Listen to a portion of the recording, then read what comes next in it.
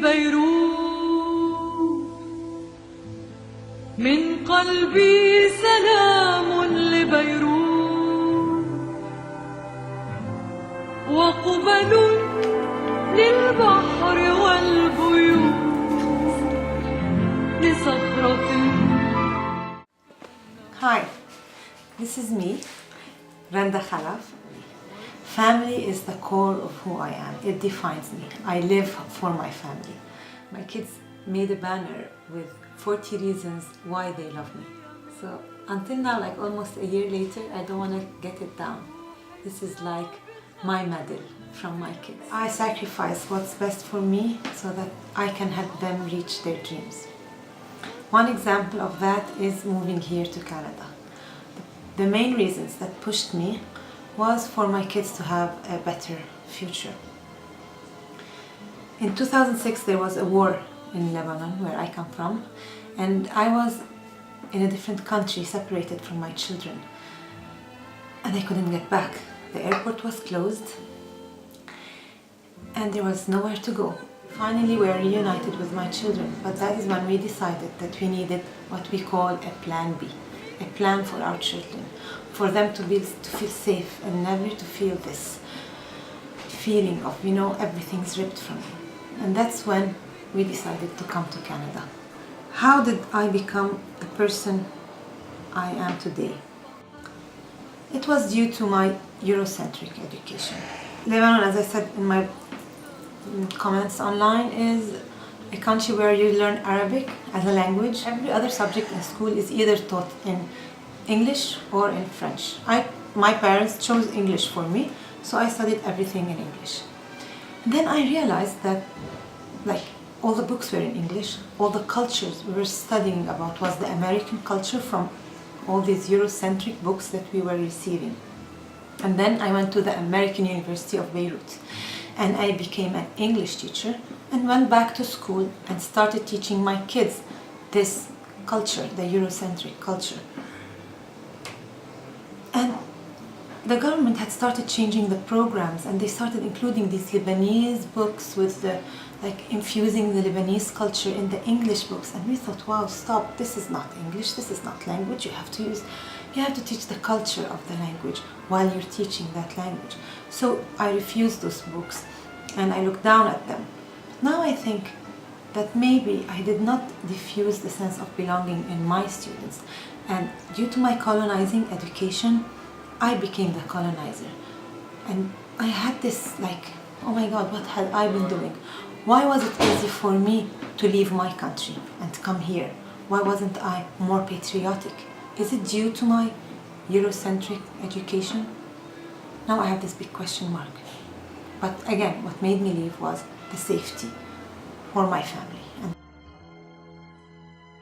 But where I come from, you are judged based on your name. If you just say your name, your first name, they would immediately know whether you're Christian or Muslim, whether you're Shia or Sunni. For example, my husband's family he comes from a very political background, and sometimes I have a choice when if someone asks me for my name, I have to hesitate and to think, which family name should I use? Should I use mine? But if I use my husband's family name, then I would either get a scornful look, someone would start ranting, or they would start sharing the love. So they would judge me based on my family name. This is now. But even as I was growing up, I had a dilemma. When I spoke Arabic, I had a slight accent. So they would tell me, where are you from? And I have to hesitate. Because where do I come from? My father is Palestinian. So that's why I have a slight accent that's not 100% Lebanese. So they left Palestine and they went to Jordan. Luckily they were able to get the citizenship, the Jordanian citizenship. And then he went to study in Germany for 10 years. Then he moved back, married my Lebanese mother, who could not give her children the passport, this Lebanese citizenship. So this, where do you come from? I've also suffered from it in Lebanon. where everyone speaks the same language, everyone was born on the same soil, 17 different religions, 17 different parties. I hope someday they will learn to live like us here in Canada, and maybe like these differences would just be discussed in good nature. So I have lived between the hyphen. Spiritual is akin to religion. My religion is Islam, and I just wrote Islam in my thumbprint because this is the first word that came to mind. Islam to me, as you might see, some people might think I'm a hypocrite because I'm not veiled, and so they might say, might look down at me, but religion is not just appearances, it's what's inside, it's what you believe, and it guides me. And I'm serene in that. It's one part of my life where I feel at peace, and my only angst is to be able to transport this idea to my children and try to make them have religion give them a sense of peace, and not just by preaching, but maybe by example. I'm a very emotional person. I cry a lot, I laugh a lot, and I think that's because I'm just a very simple person at heart. I am who I am because, of course, experiences of life have shaped me, but I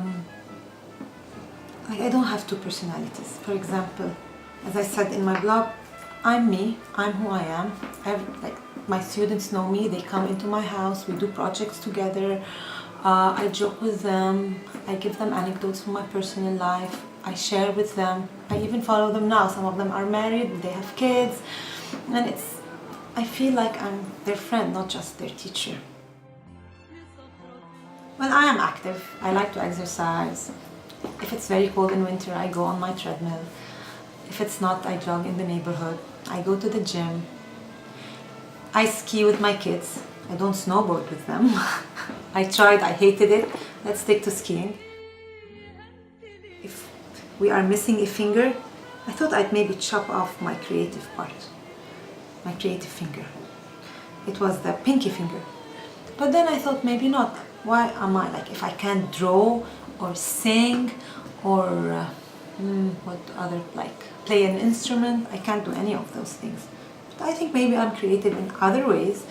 Maybe I'm creative in being a mother. I think I have a very good relationship with my kids.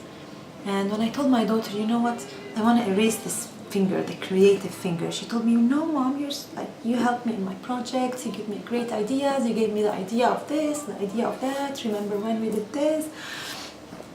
So I thought, okay, maybe I'm a little bit creative. I have my kids, they think I'm creative, so who am I to say I'm not creative? Maybe I'm creative in the kitchen as well. I don't need to follow a recipe, I can just put everything in and it tastes good, it looks good, the kids like it. If I have guests, they like it.